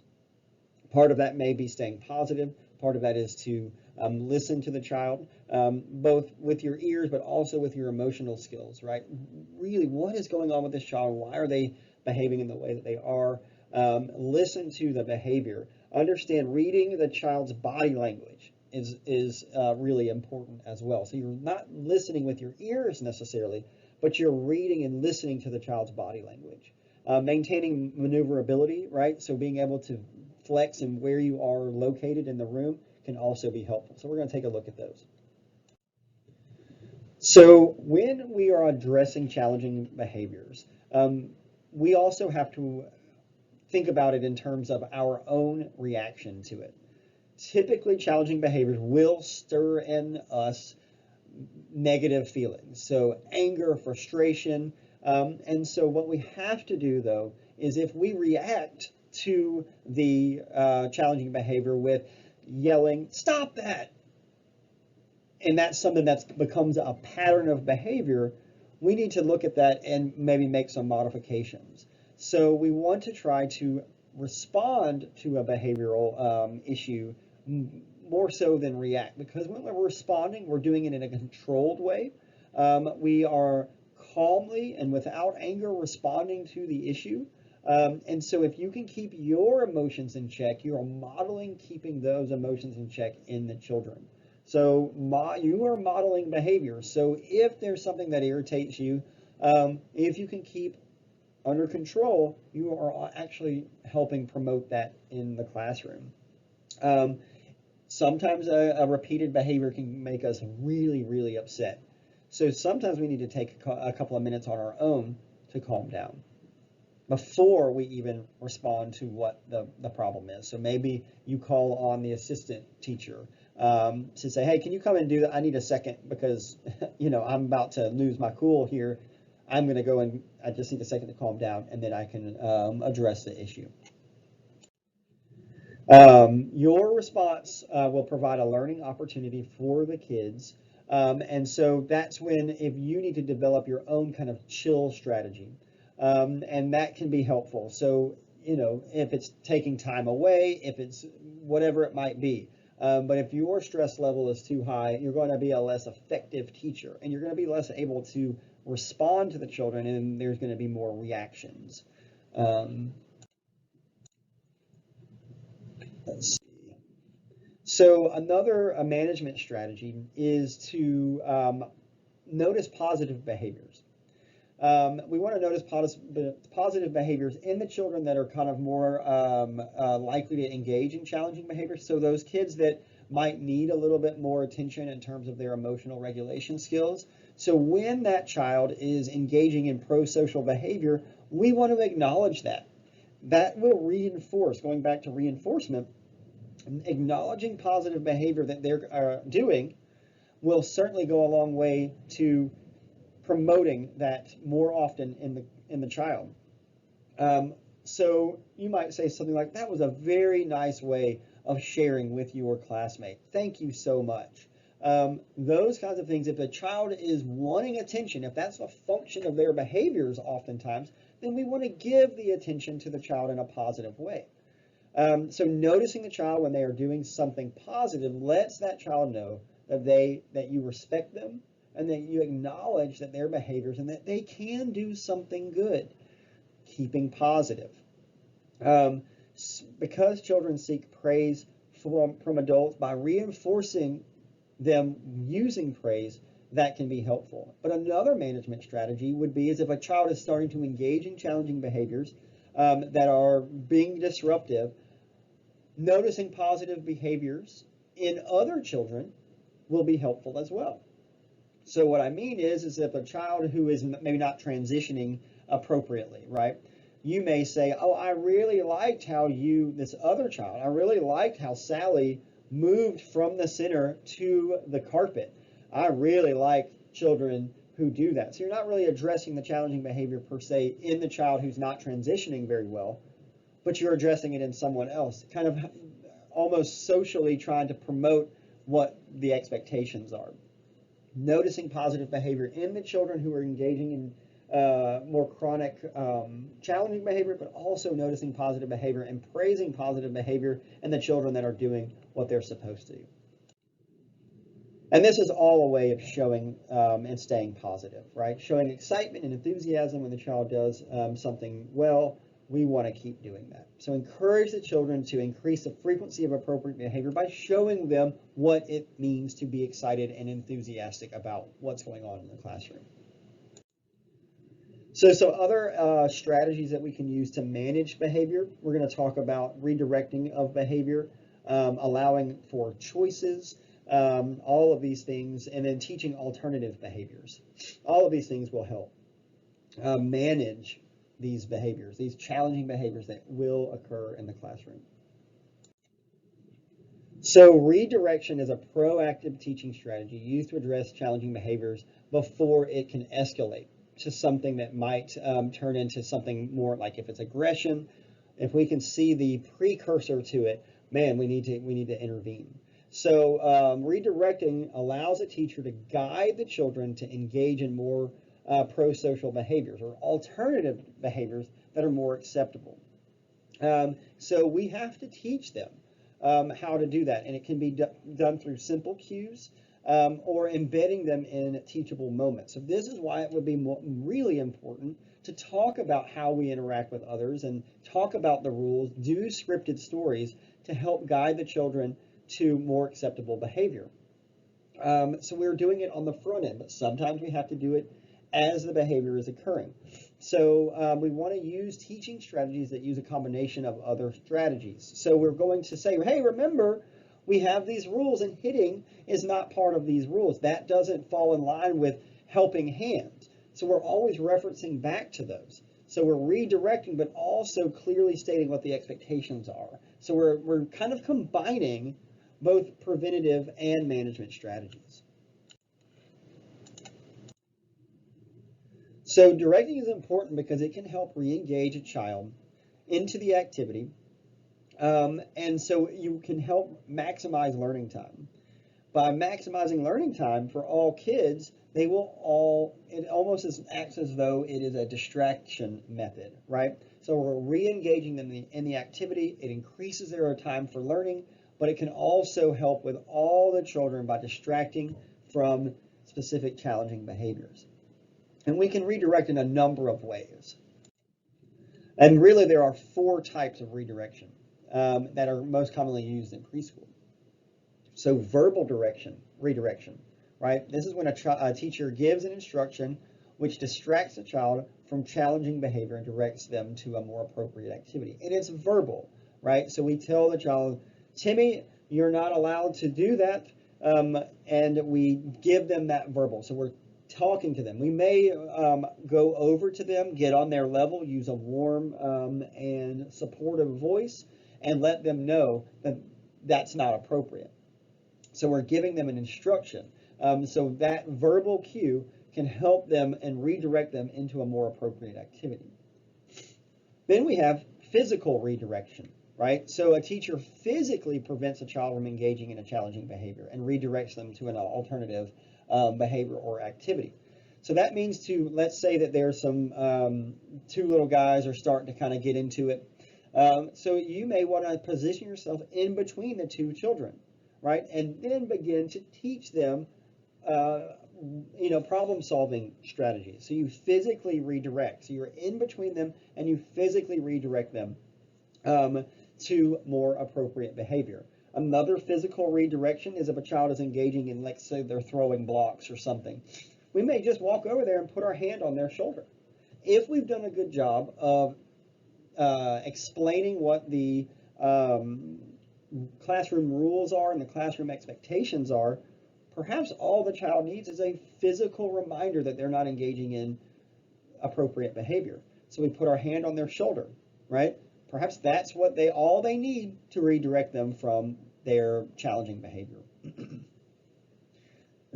So redirecting with a cue, it could be physical, it could be visual, it could be a gesture, right?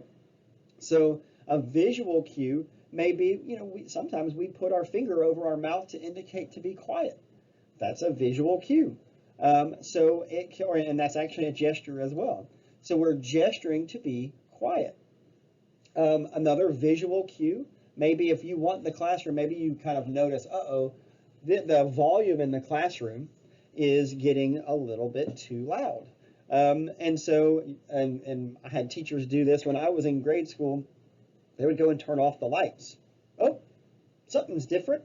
It's a cue for redirection. And then you combine it, right? You can combine it with a different cue. Redirecting with a cue. Turn off the lights in a calm, soft voice. Tell everybody this is a verbal redirecting. Okay, guys, we're a little bit too loud. We're a little bit too loud. Turn the lights back on, and then we can resume. And you do that as many times as you need. So it's not just a matter of doing one redirection strategy. It can be done in concert. So you're giving verbal redirecting and visual or gestural cues. We can redirect attention, right? So that's a way to positively model a child's proximity.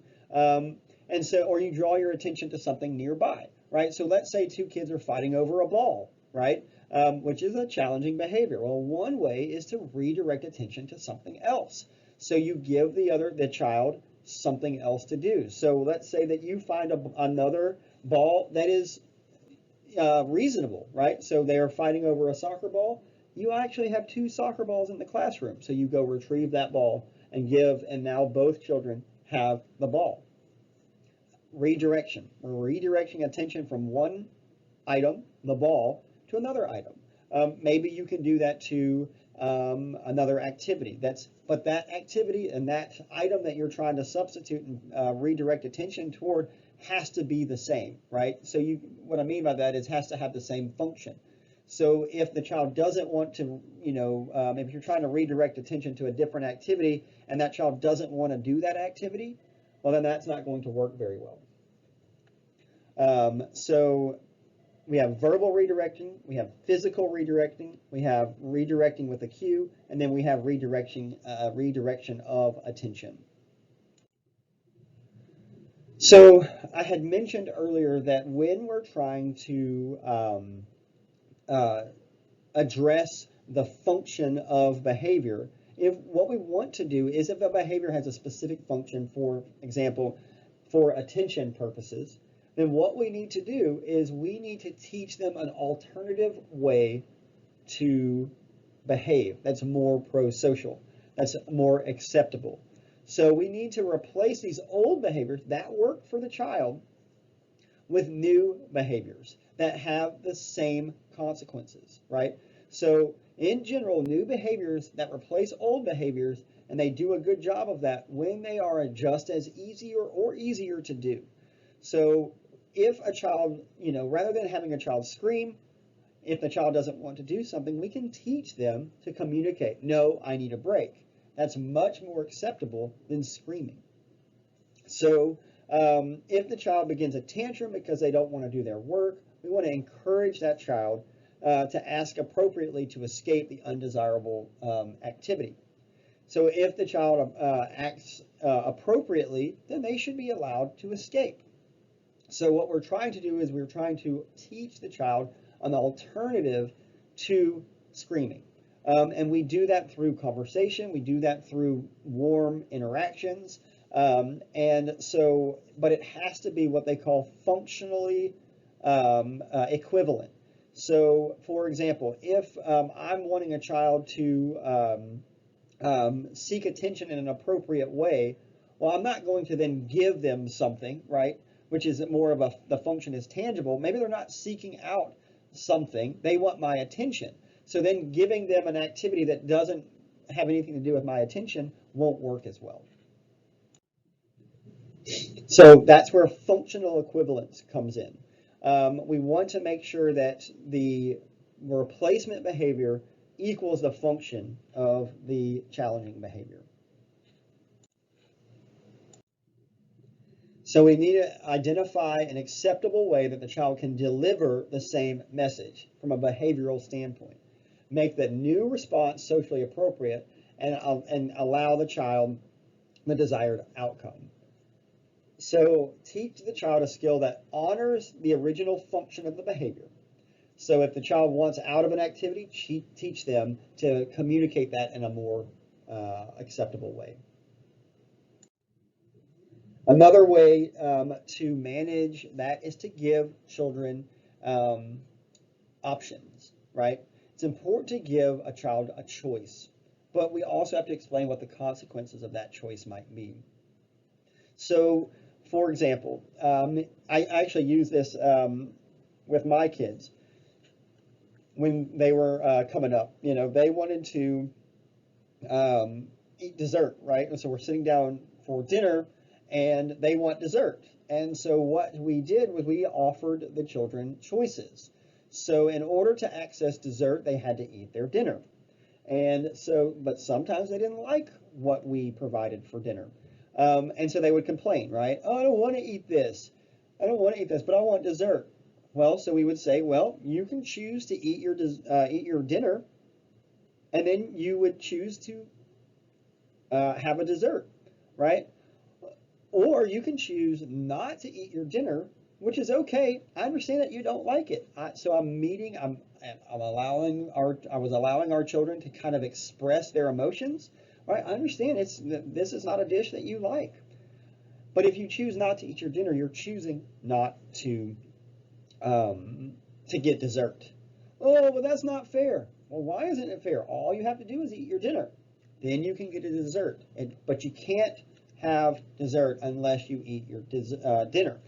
So it's allowing choices. And so my kids got really good at eating their dinner even though they didn't like it, because they wanted their desired outcome, that dessert. And it made it even harder, or it made it even more interesting when one of my kids would eat their dinner and get a dessert, but the other one still refused. Well, that's not on me, right? It kind of takes the adult out of it in terms of, well, you're not letting me have dessert. No. Oh, no. You can have dessert. I'm telling you, you can have dessert, but you have to eat your dinner. So in the same way, if a child refuses to do some work, you can tell them you can choose to do your work, and then you can choose whatever preferred activity that they want to do. Maybe they want to go play with Play-Doh, but right now they have this other activity that you guys are trying to accomplish. So you can do that. Or if you choose not to do your work, then you're choosing not to go play with Play-Doh. the choice is yours. Again, you're removing yourself. It's not a power struggle anymore. It's really putting the responsibility on the child. And that can be very powerful to manage those kinds of behaviors, because when a child feels as though they have a say, that empowers them to some degree. So it's important to remember that. So using this technique teaches the child that the consequences of their behavior are a result of their own choices rather than punishment by outside forces. I'm not punishing them for not eating their dinner. It's not a punishment. It's on them. So they can also, it helps facilitate emotional regulation, like self-control, by giving the child the ability to choose and respond how they want to. Although you're choosing what types of responses are appropriate and what are acceptable, right? Because then you get into the situation where, oh, well, what if I eat one Brussels sprout? Well, no, you have a plate that you need to finish what's on your plate, and we're not going to negotiate, right? That's not part of the process. But you can help them emotionally regulate by teaching these strategies. So some additional management strategies, planned ignoring. So sometimes when a child is engaging in behavior that has the function or the purpose of getting attention, well, then we can ignore it and then use redirecting to support more positive behavior. And so when the child does, as you are ignoring certain behaviors, but possibly providing some redirection, then if they engage in any kind of pro-social or positive behavior, then that's when you give them praise and that's when you give them their attention. So planned ignoring can be helpful when the function is attention. Remember, don't take things personally. Typically, the behavior is not about you. It's how they've learned to communicate with adults and other children. And so it's not really about you. They're not doing it to get under your skin. And so if you can try to not take things personally, although that can be very difficult, you may have some more success in managing some of these behaviors. Going back to it, that would help you to respond to these behaviors rather than react to them. Maintain maneuverability, I mentioned earlier. So as you saw in a lot of these videos that I showed earlier, the teachers were within arm's length of the children. So as a challenging behavior starts to escalate, if we can cut it off at the early part, then we will have more success. The challenging behaviors won't be as intense. So maintaining your maneuverability and your close proximity to the children will allow you to intervene and redirect as necessary. And so changing your voice can also help. I mentioned turning off the lights when the volume gets too loud. When a child is engaging in loud screaming or something like that, perhaps changing your voice will also draw attention to, wait, there's some changes here. I'm kind of confused. And because what we typically do in social interaction is we match the behavior and the of the other person. So if a person, and you've done this, you've done this in arguments, if somebody starts to elevate their volume, well, you're going to elevate and match their volume. And so if you use a change in voice, that may have some effect on how the child changes their behavior. So we've covered a lot today, and what I want to do is just kind of go over challenging behavior. I want you to remember that challenging behavior has meaning for all of the children. If we can understand what the challenging behavior is, then we can, and why the child is doing it, what's the purpose behind it, we can and should address them. There are times when we can prevent certain behaviors, and that's using those preventative strategies to avert the potential for challenging behavior. So preventative strategies are designed to reduce the likelihood that any kind of challenging behaviors will occur. But then we use management strategies to handle the behaviors as they are occurring. And so I hope that these strategies in this presentation has been helpful for you in understanding, well, what's most important. I spent most of the time on preventative strategies. That's going to be your best bet. But using management strategies can help. One thing to remember, though, is that there are times when there are chronic severe challenging behaviors that you as a teacher may not be able to address fully. So that's where we seek consultation. There are administrators that you can contact to get in touch with behavioral interventionists that can help you to address some of these chronic kinds of things. So if you have problems that you're not able to address through use of preventative and management strategies, please, please, please seek out consultation. Thank you guys for your time, and